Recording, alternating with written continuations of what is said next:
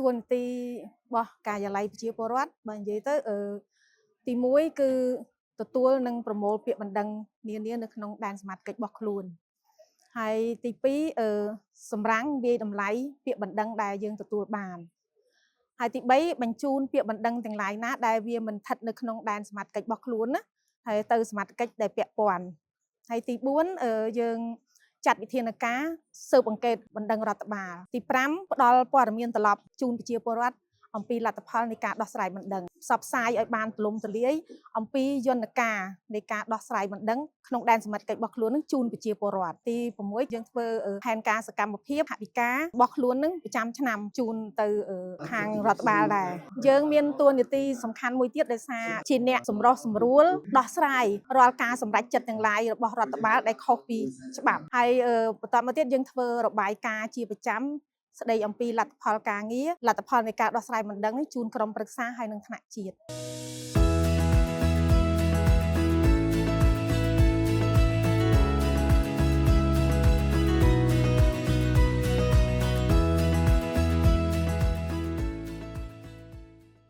កម្រិតយល់ដឹងរបស់ប្រជាពលរដ្ឋតាមខ្ញុំប៉ាន់ស្មានប្រហែលជាពី60ទៅ70%តែប៉ុណ្ណោះហើយជាធម្មតាពលរដ្ឋលោកតាក់ទងមកការិយាល័យប្រជាពលរដ្ឋគឺតាមរយៈទូរស័ព្ទដៃខាតតាម Telegram ហើយនឹងប្រព័ន្ធអេឡិចត្រូនិកហើយនឹងតាម Page Facebook របស់ការិយាល័យប្រជាពលរដ្ឋអញ្ចឹងជាធម្មតារបស់គាត់ហើយអាចគាត់អញ្ជើញមកដល់ការិយាល័យប្រជាពលរដ្ឋផ្ទាល់ហើយជួបនឹងការិយាល័យក៏បានជួបនៅតុពិសេសក៏បាន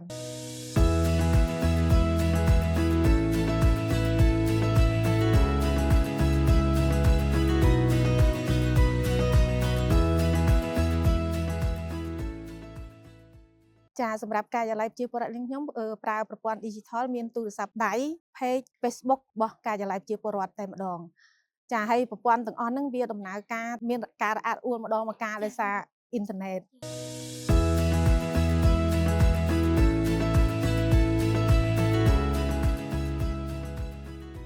បញ្ហាប្រឈមមានតែមួយទេគឺសំខាន់គឺប្រជាពលរដ្ឋលោកមកដល់បច្ចុប្បន្ននេះមួយចំនួនតូចលោកនៅតែមិនមកប្រើប្រាស់សេវានៅការិយាល័យច្រកចេញចូលទី1និងការិយាល័យប្រជាពលរដ្ឋគឺចង់មានសេចក្តីថាកន្លែងហ្នឹងប្រជាពលរដ្ឋលោកនៅតែពឹងពាក់គេឲ្យមកប្រើប្រាស់សេវាជំនួសដដែល